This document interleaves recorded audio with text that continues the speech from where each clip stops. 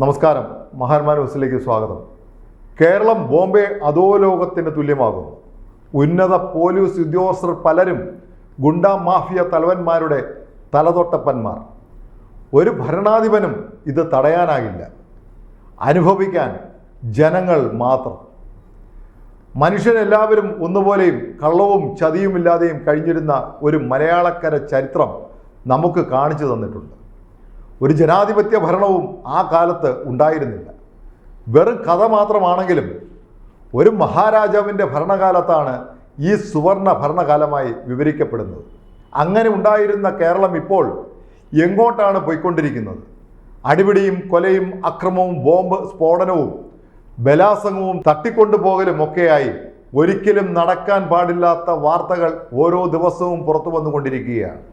ഇതെല്ലാം നിയന്ത്രിക്കാൻ ചുമതലയുള്ള പോലീസ് സേനയിലെ മുതിർന്ന ഉദ്യോഗസ്ഥർ ഈ കൊള്ളസംഘത്തിനും അക്രമി സംഘത്തിനും ചുക്കാൻ പിടിക്കുന്നു എന്ന സ്ഥിതി വന്നാൽ പൊതുജനം എന്താണ് ചെയ്യുക? സമാധാനവും സ്വൈര്യവുമുള്ള ജീവിതം മാത്രമാണ് പാവം ജനം ആഗ്രഹിക്കുന്നത്. അതെല്ലാം തകർന്നടിയുമ്പോൾ ദുഃഖത്തോടെ കഴിയാനല്ലാതെ പൊതുജനത്തിന് മറ്റൊന്നും സാധിക്കില്ല. കൊച്ചിയിലെ ഒരു ഗുണ്ടാ നേതാവായ തമ്മനം ഫൈസൽ എന്നയാളുടെ അങ്കമാലിയിലുള്ള വീട്ടിൽ നടന്ന സൽക്കാരത്തിൽ പങ്കെടുക്കാൻ എത്തിയത് ആലപ്പുഴയിലെ ഡിവൈഎസ്പി സാബു എന്ന മഹാനായ പോലീസ് ഉദ്യോഗസ്ഥനാണ്. ഇദ്ദേഹം ക്ഷണിച്ചിട്ട് ഒപ്പം കൂടിയത് മറ്റ് 2 പോലീസുകാർ. ഏതായാലും ഗുണ്ടയുടെ വീട്ടിൽ എന്തോ പരിപാടി നടക്കുന്നു എന്നറിഞ്ഞ് അന്വേഷണത്തിനെത്തിയ ആലുവയിലെ പോലീസ് ഉദ്യോഗസ്ഥർ കണ്ടെത്തിയത് ഗുണ്ടയോടൊപ്പം ഉല്ലസിച്ച് കഴിയുന്ന ഡിവൈഎസ്പി ആയിരുന്നു. മഹാധൈര്യശാലിയായ ഈ ഡിവൈഎസ്പി പോലീസ് വരുന്നത് അറിഞ്ഞപ്പോൾ ഗുണ്ടയുടെ വീട്ടിലെ കക്കൂസിൽ കയറി ഒളിച്ചിരുന്നു എന്നാണ് പോലീസ് തന്നെ പറയുന്നത്. കേരളത്തിലെ ഗുണ്ടാ ലഹരി മാഫിയ, ഭൂമാഫിയ, വനം മാഫിയ തുടങ്ങിയ എല്ലാ സാമൂഹ്യ ദ്രോഹികൾക്കും താങ്ങും തണലുമായി നിൽക്കുന്നത് പോലീസിലെ ഉന്നത പദവികളിരിക്കുന്നവർ ആണ് എന്ന് വരുന്നത് ആർക്കും അംഗീകരിക്കാൻ കഴിയുന്ന കാര്യമല്ല. ഇത്തരത്തിലുള്ള സംഭവങ്ങൾ പോലീസ് സേനയിൽ ആവർത്തിച്ചു കൊണ്ടിരിക്കുമ്പോഴും എന്തുകൊണ്ടാണ് ഇത് നിയന്ത്രിക്കാൻ കഴിയാതെ വരുന്നത് എന്ന ചോദ്യത്തിന് ഉത്തരം കിട്ടേണ്ടതുണ്ട്. ഒരു കാര്യം ഉറപ്പാണ്, ഇതെല്ലാം നിയന്ത്രിക്കേണ്ടത് തിരഞ്ഞെടുക്കപ്പെട്ട അധികാരത്തിൽ വന്ന ഭരണകൂടത്തെ നിയന്ത്രിക്കുന്ന ആഭ്യന്തര വകുപ്പ് മന്ത്രി തന്നെയാണ്. ഇവിടെ ആഭ്യന്തര വകുപ്പ് കൈകാര്യം ചെയ്യുന്നത് മുഖ്യമന്ത്രിയാണ്. എന്നിട്ടും ഇത്തരം ദുരനുഭവങ്ങൾ എത്രയോ ആവർത്തിക്കുന്നു എന്ന കാര്യം മറക്കരുത്. 100 സംഭവങ്ങൾ ഉണ്ടാകുമ്പോൾ അതിൽ 5ഓ 6ഓ എണ്ണമായിരിക്കും വിവാദമുണ്ടാക്കുകയും മാധ്യമങ്ങളിലും നിറയുകയും ചെയ്യുക. മലയാളി മറക്കാത്ത ഒരു തട്ടിപ്പ് കഥ ഇപ്പോഴും മനസ്സിലുണ്ട്. മോൺസൺ മാവുങ്കൽ എന്ന ഒരു ഭൂലോക തട്ടിപ്പുകാരൻ വ്യാജമായി പുരാവസ്തു ശേഖരം ഉണ്ടാക്കി കോടികളുടെ തട്ടിപ്പ് നടത്തിയ ഒടുവിൽ പോലീസിന്റെ തന്നെ പിടിയിലായി.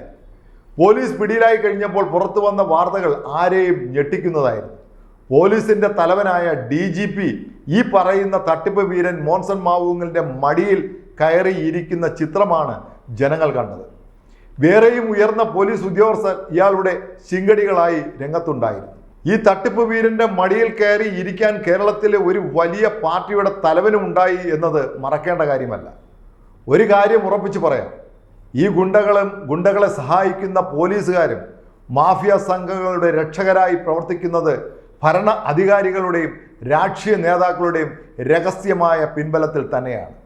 രാഷ്ട്രീയ നേതാക്കളിൽ എല്ലാ പാർട്ടിയിൽപ്പെട്ടവർ ഇത്തരത്തിലുള്ള സംഘങ്ങളെ ഉപയോഗിച്ചുകൊണ്ട് ശത്രുക്കളെ ഇല്ലായ്മ ചെയ്യുവാനും സാമ്പത്തിക നേട്ടമുണ്ടാക്കുവാനും രഹസ്യമായി നീക്കങ്ങൾ നടത്തുന്നത് പുതിയ അനുഭവമല്ല. ഇപ്പോൾ വാർത്തയിൽ വന്നിട്ടുള്ള തമ്മനം ഫൈസൽ എന്ന ഗുണ്ടാ നേതാവിന് മുൻപ് കൊച്ചിയെ വിറപ്പിച്ച മറ്റൊരു ഗുണ്ട കഥയുണ്ട്. തമ്മനം ഷാജി എന്നായിരുന്നു ഈ ഗുണ്ടയുടെ പേര്. ഈ ഗുണ്ടയെ നേരിൽ കണ്ടാൽ നമ്മൾ അന്തം വിട്ടുപോകും. ഒരു ഗുണ്ട എന്നൊക്കെ കേൾക്കുമ്പോൾ ആനത്തടിയനായ ഒരു ബഹുകേമൻ എന്നാണല്ലോ നാം ചിന്തിക്കുക. ഈ പറഞ്ഞ തമ്മനം ഷാജിയുടെ രൂപം നമ്മുടെ ഒരു പൊക്കം കുറഞ്ഞ സിനിമാ താരം ഉണ്ടപ്പക്രു ഉണ്ടല്ലോ, അയാളുടെ ഡബിൾ സൈസ് എങ്ങനെ ആയിരിക്കുമോ അതായിരുന്നു നാട്ടുകാരെ വിറപ്പിച്ച തമ്മനം ഷാജിയുടെ രൂപം.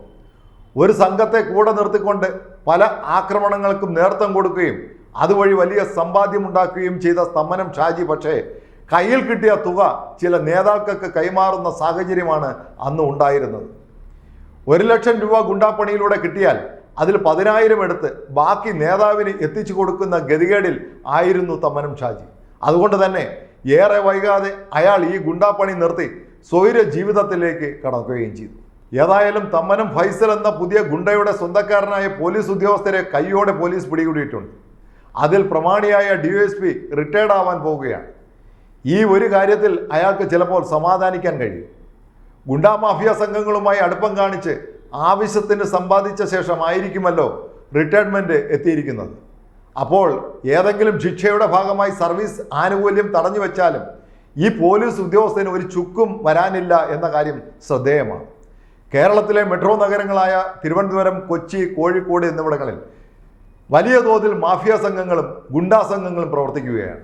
ഇപ്പോൾ പുറത്തു വന്നിരിക്കുന്ന വിവാദമായ അവയവദാന കച്ചവടം പൊടിപൊടിച്ചത് ഈ സംഘങ്ങളുടെ പങ്കാളിത്തം കൊണ്ട് തന്നെയാണ് എന്ന കാര്യത്തിൽ സംശയമില്ല. അതിക്രൂരമായ അവയവദാന കച്ചവടം വലിയ തോതിൽ നടക്കുന്നതിൽ പോലീസ് ഉദ്യോഗസ്ഥരിൽ ചിലരെങ്കിലും കടന്നുകൂടിയിട്ടുണ്ടാകാം എന്ന് കാണേണ്ട കാര്യമാണ്. അതിക്രൂരമായ അവയവദാന കച്ചവടം വലിയ തോതിൽ നടത്തുന്നതിൽ പോലീസ് ഉദ്യോഗസ്ഥരിൽ ചിലരെങ്കിലും കൂട്ടുനിന്നിട്ടുണ്ടാകാം എന്നത് കണ്ടെത്തേണ്ട കാര്യമാണ്. ഇത് മാത്രമാണോ? കോടിക്കണക്കിന് രൂപയ്ക്കുള്ള ലഹരി വസ്തുക്കൾ കേരളത്തിലേക്ക് എത്തിച്ച് യുവാക്കൾക്കിടയിൽ വ്യാപകമായി വിതരണം ചെയ്യുന്നതിലും ഈ ഏർപ്പാട് യാതൊരു തടസ്സമില്ലാതെ മാഫിയകൾ നടത്തി പോകുന്നതിലും പോലീസുകാരുടെ പങ്കുപറ്റലും കണ്ണടയ്ക്കലും ഉണ്ട് എന്ന കാര്യം അന്വേഷിക്കേണ്ടതാണ്. ഏതായാലും കഴിഞ്ഞ കാലങ്ങളിൽ ഒരിക്കലും ഉണ്ടാകാത്ത വിധത്തിൽ കേരളത്തിൻ്റെ സാമൂഹിക അന്തരീക്ഷം ദുരിതപൂർണമായി മാറുകയാണ്. സ്ത്രീകൾക്ക് വഴിയിൽ നടക്കാൻ കഴിയാത്ത സ്ഥിതി വന്നിരിക്കുന്നു. വീടുകൾ പൂട്ടിയിട്ട് പുറത്തുപോയി തിരികെ എത്തുമ്പോൾ കൊള്ള നടന്ന അനുഭവങ്ങൾ ഉണ്ടാകുന്നു. തെരുവുകളിൽ പട്ടാപ്പകൽ പോലും കൊലയും അക്രമവും നടക്കുന്നു. ഗുണ്ടാസംഘങ്ങൾ പരസ്പരം തെരുവിലിറങ്ങി പോരടിക്കുകയും വെട്ടും കുത്തും നടത്തുകയും ഒക്കെ ചെയ്യുന്ന സംഭവങ്ങൾ ആവർത്തിക്കപ്പെടുന്നു. കൊച്ചുകുട്ടികൾക്ക് പോലും ഭയമില്ലാതെ വീടിന് പുറത്തിറങ്ങാൻ കഴിയാത്ത സ്ഥിതി വന്നിരിക്കുന്നു. ഇതെല്ലാം നിയന്ത്രിക്കാനും ആവർത്തിക്കാതിരിക്കാനുമുള്ള നടപടികൾ കൈക്കൊള്ളാനും ഉത്തരവാദിത്തപ്പെട്ട പോലീസുകാർ തന്നെ ഈ ഇത്തരം കുറ്റകൃത്യങ്ങളിൽ പങ്കുചേരുന്നു എന്ന് വരുന്നത് എത്ര ദയനീയമായ സ്ഥിതിയാണ് എന്ന് ബഹുമാനപ്പെട്ട ആഭ്യന്തര വകുപ്പിൻ്റെ ചുമതലയുള്ള മുഖ്യമന്ത്രി ആലോചിക്കണം. അങ്ങയ്ക്ക് ഭാര്യയും മക്കളും കുടുംബവും ഒക്കെ ഉണ്ടല്ലോ. നാട്ടിലെ സാധാരണക്കാരുടെ ജീവിതം ഇതേപോലെ തന്നെയാണ്. സ്വൈരമായി കുടുംബജീവിതം നയിക്കാൻ കഴിയാത്ത സാഹചര്യം അന്തരീക്ഷത്തിൽ നിറഞ്ഞു നിന്നാൽ അത് ജനങ്ങളുടെ ജീവിതത്തെ തകർക്കുമെന്ന് ബഹുമാനപ്പെട്ട മുഖ്യമന്ത്രി ആലോചിക്കണം. ഇനിയെങ്കിലും നാടിൻ്റെ കാവൽക്കാരായി മാറേണ്ട പോലീസുകാർ കുറ്റക്കാരായി മാറുന്ന സ്ഥിതി അവസാനിപ്പിക്കാൻ കർശനമായ നടപടികൾ എടുക്കണമെന്ന് അഭ്യർത്ഥിക്കുകയാണ്. നന്ദി.